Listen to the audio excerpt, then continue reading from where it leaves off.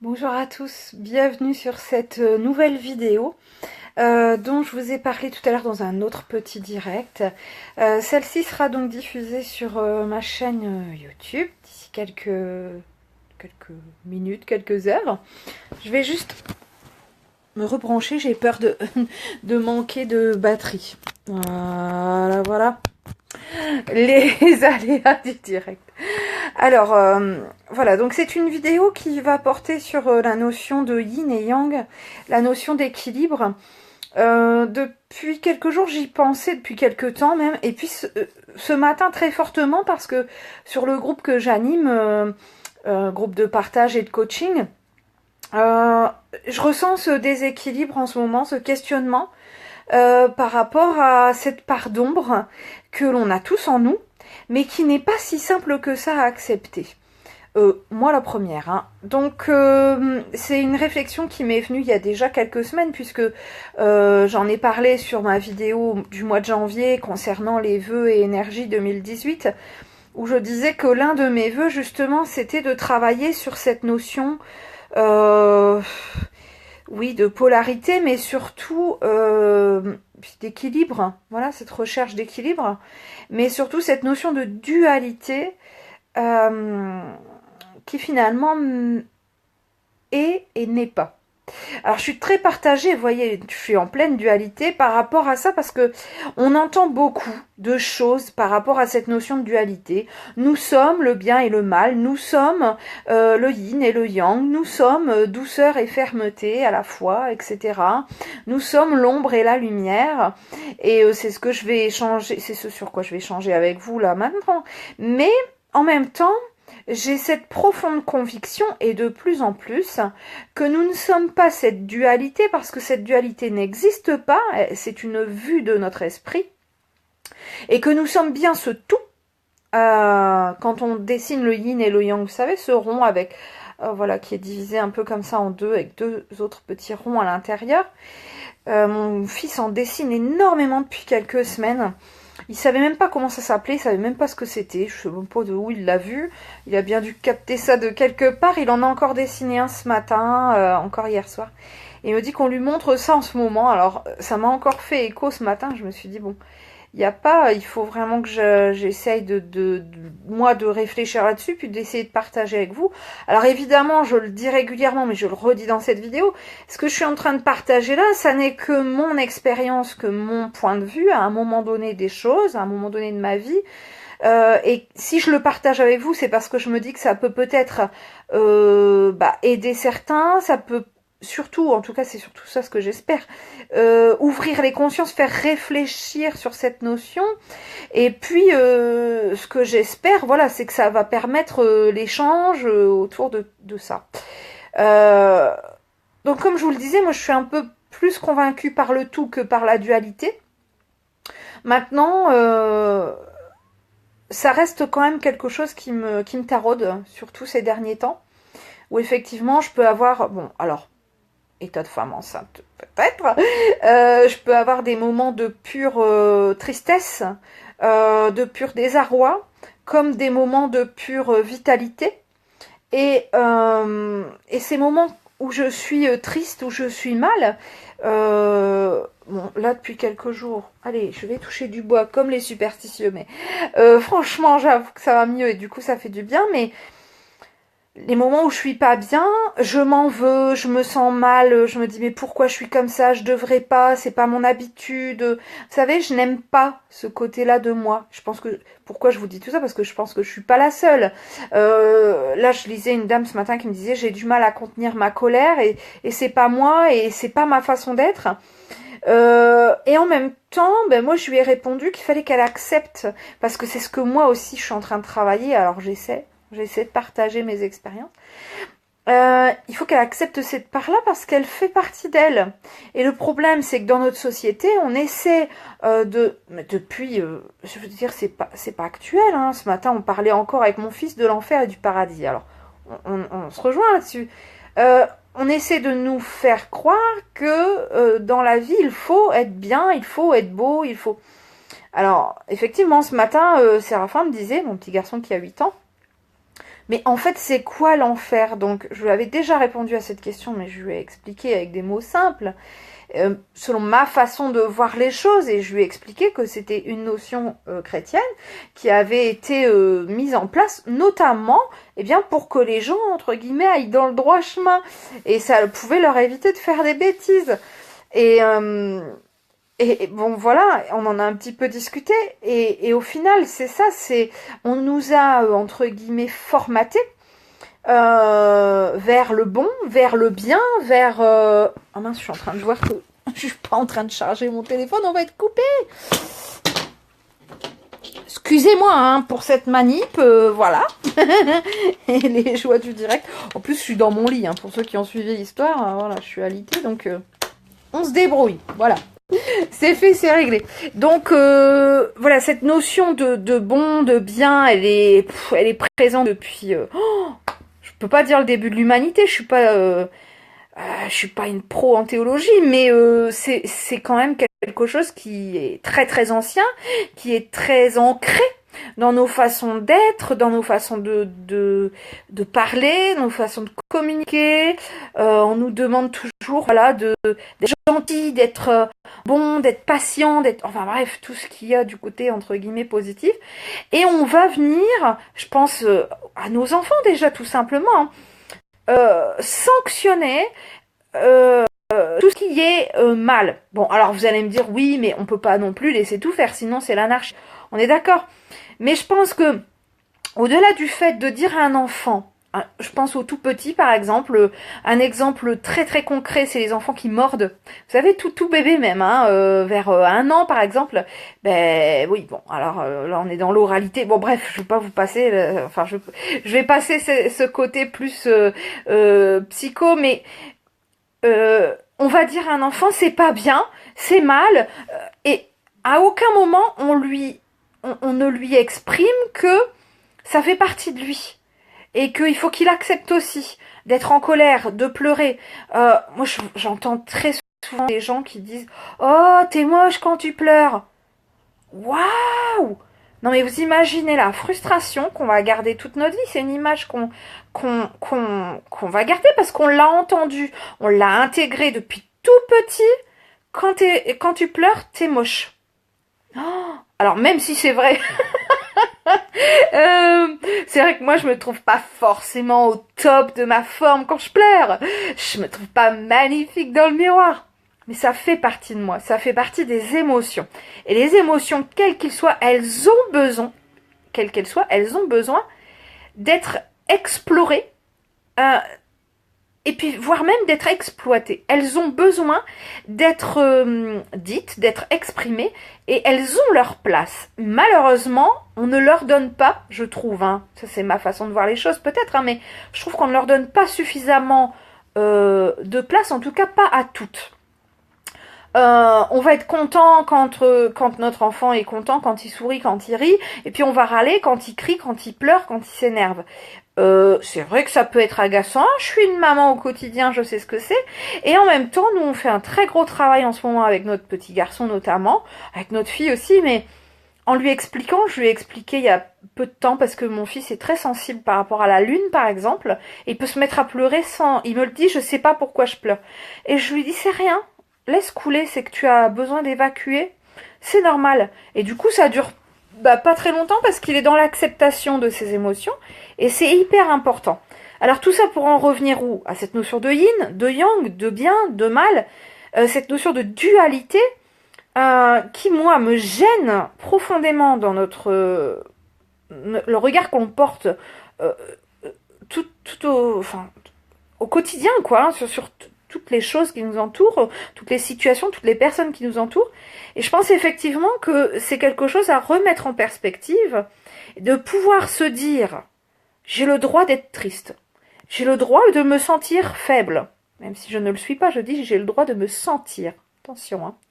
J'ai le droit de pas être bien, j'ai le droit d'être en colère, j'ai le droit de pleurer, j'ai le droit d'être fatiguée, d'avoir envie de rien, j'ai le droit d'avoir envie de baisser les bras, j'ai le droit. Ça fait partie de moi, ça fait partie de mon humanité, ça fait partie profondément de ce que je suis venue incarner et ce que je suis venue expérimenter.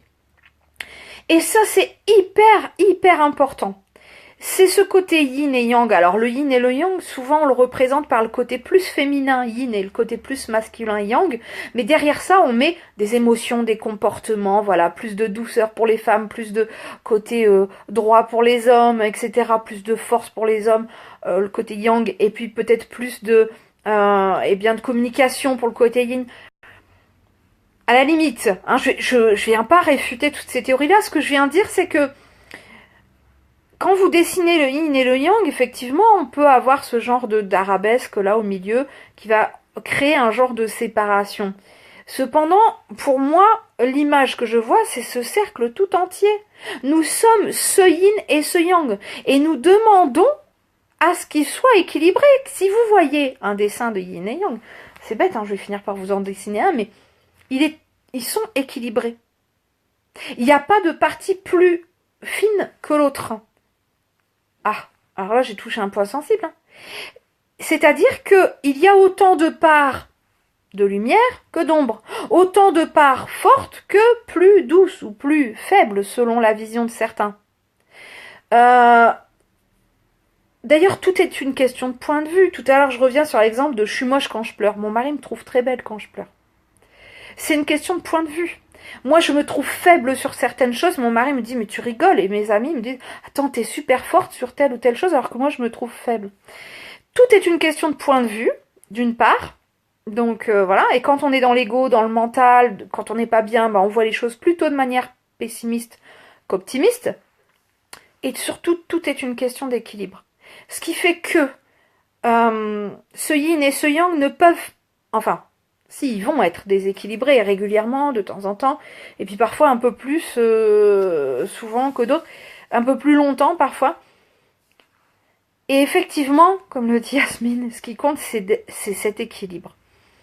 Et cet équilibre, il ne peut passer que par l'acceptation. Que par l'acceptation de ces parts, de nous-mêmes, que parfois nous refusons, que nous aimons moins. Il ne peut passer que par l'acceptation, l'accueil des émotions qui y sont reliées. Alors, je referai une autre vidéo plus spécifique sur la notion de bien et de mal, parce que ça c'est encore différent, mais ça se rejoint. C'est-à-dire que ce que je trouve, moi, avoir était une action mauvaise, selon mon propre regard, hein, j'insiste sur ça, hein, parce que je vais prendre une action, enfin, un exemple vraiment grand public, qui va parler à tout le monde, mais surtout, et vous allez comprendre pourquoi j'utilise celui-là et pas un autre, qui internationalement n'a pas le même regard, c'est par exemple la monogamie. Alors attention, je viens pas le faire de polémique ou j'allais dire polygamie, polémique ou pas, mais la monogamie, bon, alors on va dire dans les 3/4 du monde, c'est ce qui est banalisé, c'est la normalité, alors que pour certaines populations, certaines peuplades, certaines tribus même, vous allez passer pour des idiots. Ils vont pas comprendre pourquoi vous ne vous cantonnez qu'à une seule personne et parfois même pour toute votre vie. Je donne un autre exemple aussi, et celui-là, j'ai vu un reportage qui était absolument magnifique. Et là, je suis sur de l'anthropologie, c'est un truc que j'aime bien aussi, hein, l'étude des populations, de l'humanité, je trouve ça formidable, ça nous donne tellement de leçons. Et avec mon mari, on a été extrêmement touchés par 2 vidéos dans notre vie. Moi, j'étais très touchée par une vidéo d'une dame sur une tribu africaine qui accouchait seule dans sa case, hein, dans sa petite maison, et toute seule, vraiment toute seule. Et donc, qui était là? C'était une star qui était là dans Rendez-vous en Terre Inconnue. Hein. Et elle lui disait, mais enfin, t'as pas peur d'être... parce que t'es toute seule quand même, enfin... Et elle lui disait l'inverse, mais j'aurais honte si on venait m'aider pour accoucher moi-même de mon enfant. Alors qu'ici, en France, pouf, je ne sais même pas combien de professionnels on a autour de nous pour mettre au monde un enfant. je sais pas, entre l'anesthésiste, bon déjà souvent le papa ou la maman selon la situation, des fois la mère, la sœur, enfin j'en sais rien, la sage-femme ou les sages-femmes, les infirmières, les aides-soignantes, gynéco s'il y a besoin, euh, c'est l'opposé. Et pourtant on arrive au même résultat, c'est-à-dire la mise au monde d'un enfant, et on n'a pas du tout les mêmes regards. Elle disait, mais non, c'est impossible, c'est impensable pour moi, ça serait vraiment une honte que de demander de l'aide pour pouvoir accoucher. Donc tout est question de point de vue, là aussi. C'est pour ça que j'insiste avec des exemples comme ça, parce que ce que l'on pense, nous, d'une situation qui est, selon nous, bonne ou mauvaise, ne l'est pas forcément pour quelqu'un d'autre. Et ne l'est pas forcément pour selon une même, selon les situations. L'autre reportage qu'on a, je pense que ça nous marquera toute notre vie. Je pense qu'on va le regarder là très prochainement à nouveau avec mon mari. C'était un reportage, je crois qu'il y avait même pas de son, pas de parole, juste on voyait des scènes quoi avec des enfants du monde entier. Alors il y avait des enfants, je crois, en Allemagne, je crois que c'était en Mongolie, en Afrique, en Chine ou au Japon, je sais plus. Enfin bref. Et on voyait ces enfants de tout bébé jusqu'à un an et demi évoluer. Et alors, un exemple qui nous a vraiment marqué, par exemple, c'est un petit qui marche à quatre pattes, peut-être pas un an, euh, et sa maman est occupée. Alors, on est en Afrique. Sa maman est occupée, je sais pas, elle travaille, je ne sais pas ce qu'elle fait, elle est assise, voilà.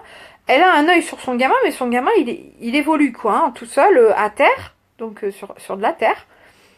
Et elle le regarde et il est en train de manger de la terre, il le recrache et elle le laisse. Il a vu de lui-même que ça lui plaisait pas et donc il arrête et il continue et il fait à marcher, enfin à aller à quatre pattes et à faire autre chose.